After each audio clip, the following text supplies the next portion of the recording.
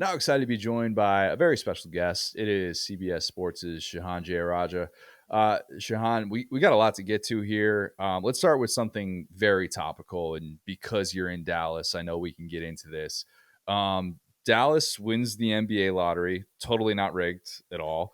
Um, can we start the NFL narrative that the NFL will fix games to get the Saints Arch Manning, even though there's a strong possibility that he stays in school and that any team that tanks for him is just going to look really stupid?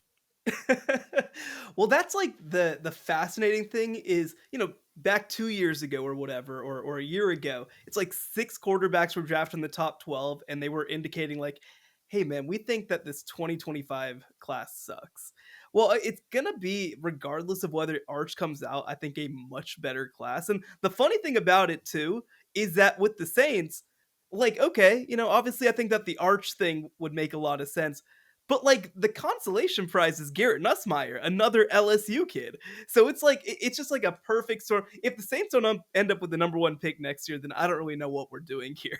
Yeah, it's dad is the offensive coordinator there. It's Yeah, like, oh that's my which gosh. that is weird, man. That is weird. He went to high school, like, 2 towns over from me over here in DFW too, because his dad was with the Cowboys at the time, and so, like, it's just one of those things where, like, you look up and you're just like, "Ooh, man, he's there now, and he's there now, and also he has a brother who's really good too, who apparently is coming up the ranks." So it's just it's a weird world, man. There are too many connections.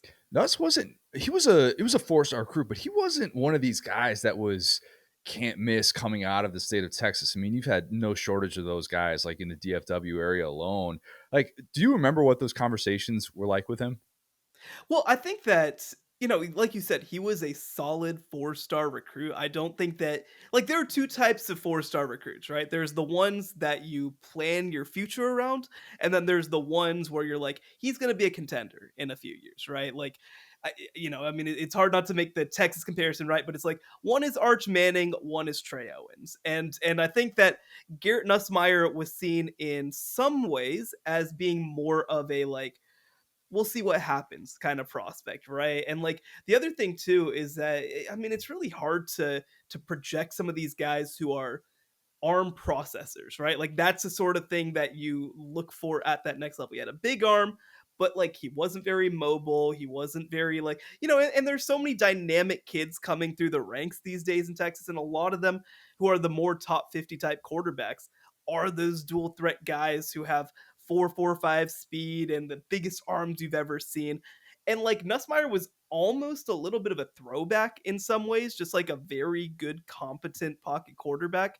But, like, he's developed every way that you want him to. I'm really excited about what he can be in 2025. And again, I don't think that people saw him as a potential top 10 pick, but I really think he's going to be so if he has another big year in 2025. Nuss has a big opening weekend game. Arch Manning, big opening weekend game. It is maybe the best weekend of opening games that we've had in quite some time. I mean, it is a really good lineup. That Friday night matchup, sneaky good too. The the way that it sets up now with Auburn traveling to face Baylor and being able to have that in a Friday night. I don't want to call it standalone because there are other games that are going on, but it's going to kind of feel standalone ish. Dave Aranda got himself off the hot seat last year, but at the same time, we know how college football works. 8-month off season. If all of a sudden you lose to a 5-win team, people are having doubts again. And then Hugh Freeze, I think, has the hottest seat of any coach in America. And if you lose that primetime game on Friday night, all of a sudden we're like, oh my God, what in the world is Auburn doing right now in year 3 of the Hugh Freeze era? We're overreacting to it.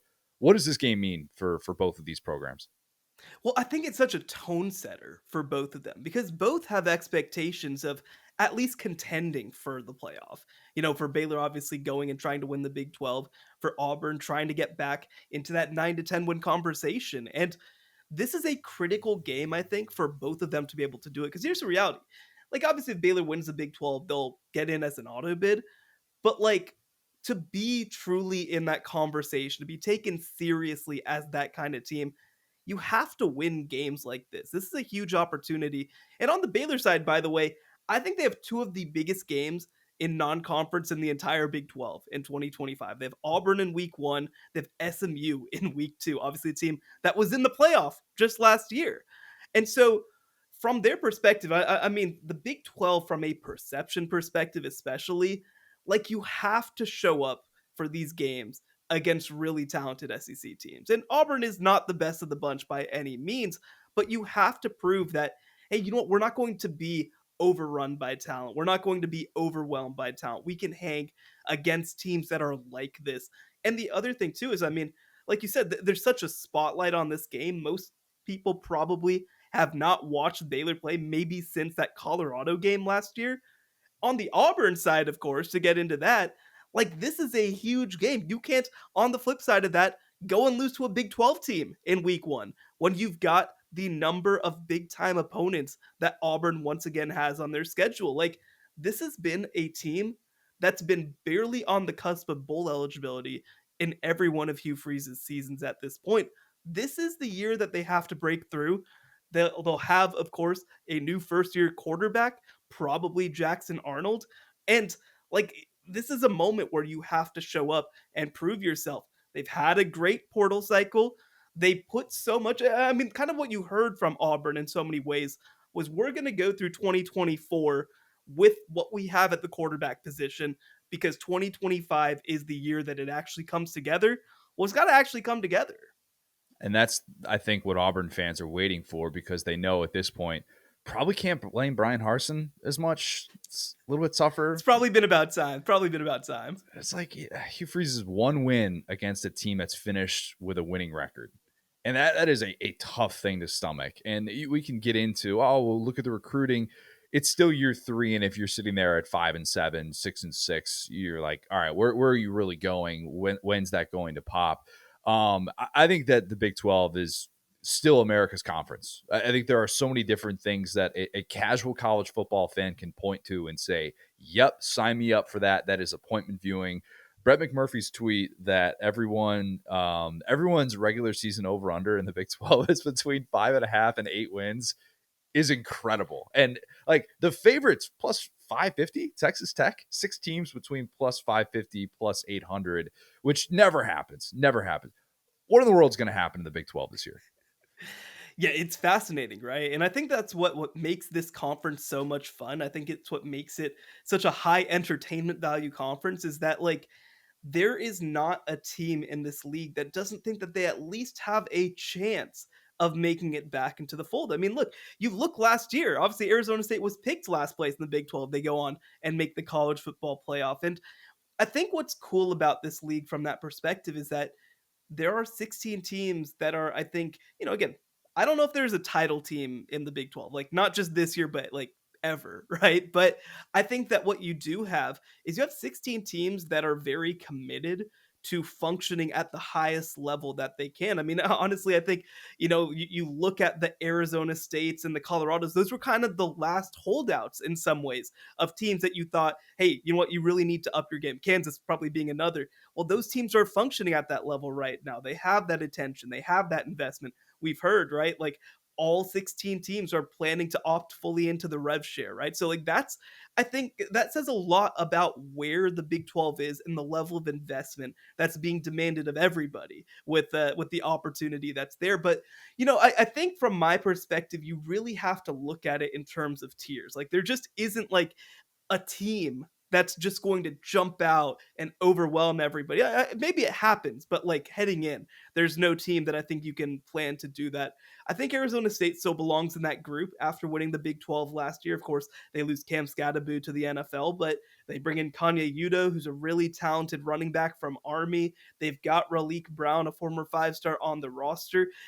And then they've also got Kyson Brown, who was a contributor for them as well. So I think that in some ways, Arizona State was a team that arrived quicker than even the staff maybe intended because a lot of the top players are back. Sam Levitt, Jordan Tyson, Xavier Alford, CJ Fight, like a lot of really good players are back on this team. So they still belong in that top group. Texas Tech, who you mentioned, has had maybe the best offseason of any team in America, one or two maybe. They're kind of oscillating back and forth with LSU for the number one transfer class in the country. And obviously, Texas Tech is not usually a place where that sort of thing happens, but they've put a lot of money and a lot of investment into the 2025 season. Kind of the headliner was adding David Bailey from Stanford over the offseason. And the thing that I want people to realize about Texas Tech's transfer class is that it's almost all in the trenches. Yep. Like the vast majority are trying to beef up the offensive and defensive lines. Now, I have some questions about how quickly that'll come together on the offensive line. The defense, though, should be remarkably better. Like Has like to. they were, yeah, they were bottom 10 in the country last year for more personnel reasons, I would argue, than coaching reasons. But they brought in Shile Woods, the defensive coordinator from Houston, who I think is a big time kind of up and comer in this industry. I expect him to have some immediate success, and they've got a roster that is just really, really good on defense specifically after some of the additions that they've made. I'm also really high on Baylor. Again, that Baylor Auburn game is going to be one that I think that they have to prove themselves into that top group in a lot of ways. BYU is one who I feel is kind of under the radar a little bit because, like, again, most people probably watch them play those close games against Utah, against Oklahoma State, lose a close game against Arizona State. But when this team was fully healthy, especially, like, they were as good as anybody in the top 15. And actually, when I looked at the end of the year, I mean, I think that the rankings overall were about right. But, like, for me, BYU being behind Clemson in the rankings, a two-loss team that went on the road and beat SMU on their home field versus Clemson as a three-loss team without any of the quality of wins and with worse losses, like, I felt like BYU was probably the most aggrieved team in the rankings, and I feel like there's that lack of attention paid to them coming into this year despite returning the vast majority of their production. So those are kind of the four at the top who I feel have a chance to break through, but, like, this is the thing with the Big 12, right? Is TCU could pop, Kansas State could pop. Maybe you get a great Kansas season. Maybe one of these truly under the radar type teams, like a Cincinnati or somebody like that, is able to find something. And you just can never count it out in the Big 12. Should the average college football fan be envious or enraged by what Cody Campbell has done to rebuild Texas Tech? Yeah, it's a great question, right? But I mean, here's the reality. Like, one, we have history of this in college football. I mean, in the Big 12, you've got T. Boone Pickens, right, at Oklahoma State, True. who put a lot of investment and turned Oklahoma State from an afterthought into a pretty high quality job in this conference. Obviously, the big daddy right now in college football is Phil Knight over at Oregon, and that just the other day, right, Jackson Cantwell commits to Miami, and we've heard all about John Ruiz. Drew Rosenhaus is involved. Like, this is kind of just like the modern state of college football in some ways. And the other thing too, I mean, obviously, there's sort of the dynamic of the presidential commission, which is a whole other thing that gets thrown into there that Cody Campbell's going to be a part of. And I'm fascinated to see what happens there. But, like, I do think that there's a recognition from Texas Tech that, like, this might be the last truly Wild West offseason that we have. Whenever House v NCAA gets settled, there will be more controls in place. Will they be perfect? Will they be totally comprehensive? I think that obviously we don't know the answer to that. But what we do know is that right now, there's no rules. There's no salary cap. There's no limits. And so when you talk about, investing 2, 3, $4 million in their basketball team, right? And JT Toppin coming back for another year of eligibility. Like, you could just do that. When you talk about their transfer class with Texas Tech, like, you can just do that. You can just throw money at guys. And I think that they've taken advantage of a moment. They have a pretty favorable schedule, which I think also plays into it. They've got a senior quarterback in Baron Morton coming back. They've got a coach they have a lot of trust in Joey McGuire, who I think, look, they've had such expectations that I think that people don't respect enough, like the consistency that he's brought. I mean, it's actually the first time that they've had 3 straight winning conference campaigns since the Southwest Conference. That's the Good last time that Lord. Mike Leach never had 3 in a row, right? So, like, there's a Wow. level of consistency that's been brought to this program under Joey McGuire. And I think that it's kind of this perfect storm. And Cody Campbell, of course, gets to be that final nail in the coffin in so many ways. Yeah, and I get it from the perspective of I feel like you could make the case he's driving the market up on specific players and what's that for the overall, market of the sport. And also at the same time, if you're in a conference like the Big 12 that is seemingly up for grabs and you do not have these guardrails, every fan base in America would want that rich person to say, "Yeah, spend all that money. Go do it. Like let's take it. This is your opportunity. This is your window, go get to the playoff and at least have that for a team that hasn't. I mean, Texas Tech last meaningful bowl game was 2008, right? Yeah. Eh, Yeah. Go get It's been it. a while. And one thing that I'll also bring up too is like I've made this comparison a few times, right? But I think that I guess I would call it like the existential place in your conference shifts a lot when a league changes, right? So Mm, like back in the, let's go back to 1996 in the Big 12, right? Like you have Nebraska, you have Texas and Oklahoma. They have success early. They're able to establish themselves in so many ways as the signature programs in this league. Well, in 2012, you have this big realignment, and all of a sudden, this nobody program like Baylor is able to establish themselves as one of the true powers of the league, whereas Texas Tech goes through this drought at that time. And sorry, give me 1 second. no, you're good. You're good. Hey, Texas, talking about Cliff Kingsbury and the whiffs of that era gets me choked up personally. So I know what you're I know, talking I about. know, I know. It's like that. But I think that when you are a team like that, again, Texas Tech in the 2000s was one of those programs. In the 2010s, they fall behind TCU and Baylor and Oklahoma State. Well, now is that next moment of realignment where you have the former Pac-12 schools coming in, where you have the Group of Five schools coming in, and if you can win this moment, then I think that it doesn't just set you up for 2025. I think it changes the way that college football and recruits see you heading into the future as well. And so this is a really important moment to get right. And I think that Texas Tech realizes we got the last one wrong. We can't mess up again this time. Big moment, I think, for the Big 12 overall, especially as we're trying to settle on auto bids, what all that looks like. It'd be really tough if the first year of this 12-team playoff, you're a one bid league.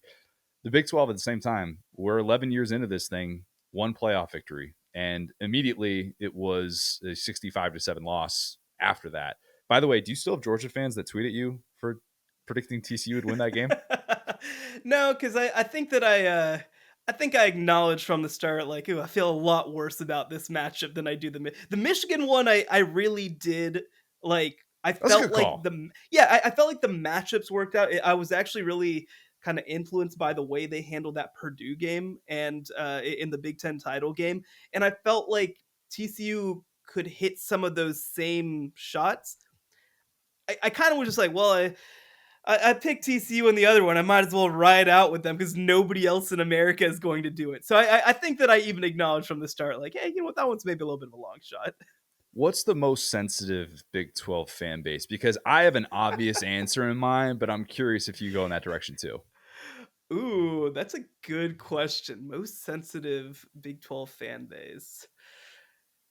I mean, everybody has their moments for sure. I mean, this isn't them, but like I've had a lot of West Virginia fans mad at me the past few days because I wrote that kids won't like that their coach banned TikTok dancing, and West Virginia fans are like, no, we're tough, man, we're tough. Kids want to be, and they have 51 transfers going out of their program this year. We'll see what happens there, but ooh, Utah fans. Utah fans Oh, are that's a good one. are definitely up there. It's funny. Um, so Utah fans when they first came in, obviously I know a little bit about the sort of landscape, right? Utah fans really came in kind of feeling like we don't belong here. We belong with the big boys. Like we're y'all have fun, but we're about to go to the Big Ten, and then obviously they finish.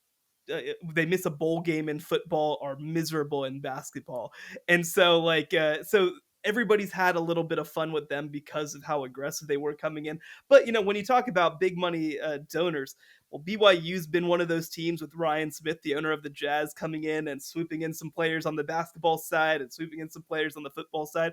So, like, you're starting to see these uneasy alliances forming, I think, with Utah in some ways, but Utah fans are definitely up there. I think that I'm curious if this is the team that you're thinking of because when they are rolling, they are rolling. UCF hasn't had a lot to get excited about Yep. lately. Yep. Like so, I haven't heard much from them these kind of the 2 years that they've been in the league. But obviously, like back a couple years ago when they were at the peak of their powers, like I've actually talked to their athletic director Terry Mohajir, and he's like, we have to recognize we are one of the youngest institutions in America. We in terms of both being a recent school that's been formed, but also like our alums are largely under the age of 40. So they are very online, they are very engaged. They also don't necessarily have a lot of money, which is something that is like kind of the yin and yang that you kind of have to work with. But when UCF has something to say, they say it. UCF was my answer for the I record. figured. I figured based on your experiences, I'd imagine that that was high on your list. Yeah, it used to be Twitter Beetlejuice. It like just say it. You just say UCF 3 times and watch. You're like, oh, that's where the trolls. That's where they're all hanging out. That's where they all live. You're right. It's changed. I do wonder if that's more of a Danny White era thing. I do Yeah, like Terry Mohajir. I do kind of question, not kind of question. I fully question the Scott Frost reunion and I'm how in the world fascinated that's by going to that. go. But Yeah, that'd be an interesting thing to see. Like, yeah. are they Well, going to get their bravado back with him? and that's what you said, right? Like, I mean, Danny White is obviously, I mean, he's carried it over to Tennessee, right? Like, Yep. he embraces sort of that strongman aesthetic, right? And like, I think the program follows suit. I think the coaches follow suit. Terry Mohajir is a lot more laid back, more of a sort of traditional type guy.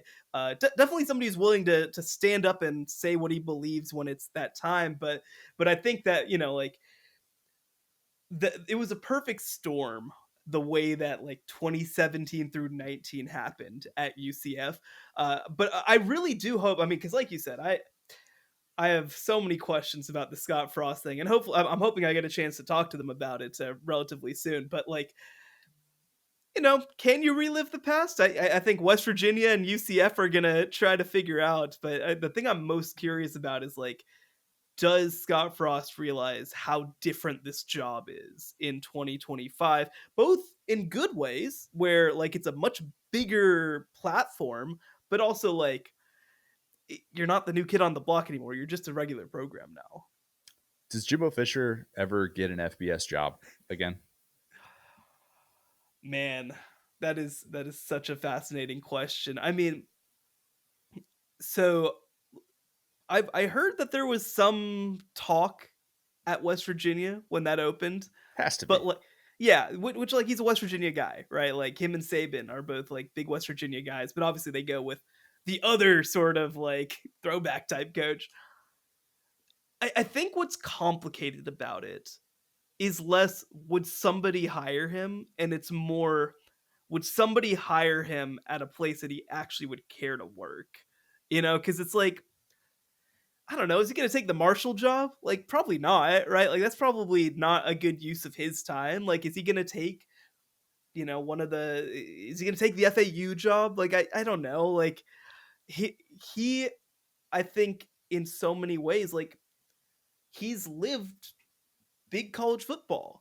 And like, does he really want to take a more mid-major type job? And then on top of that, like I don't think there's really any way that a power conference team would consider him because like he is the cautionary tale. Like he is the like tale of hubris and bravado.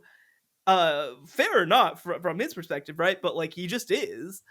And I mean again, like when he was fired, which was 2 years ago at this point, he was fired because he was like behind the times. So now you're going to come in and hire him even further behind the times.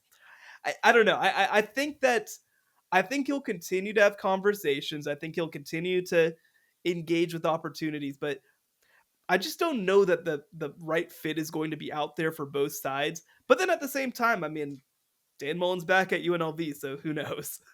It's the point. Exactly. And Mullen only having a $12 million buyout as opposed to a $76 million buyout.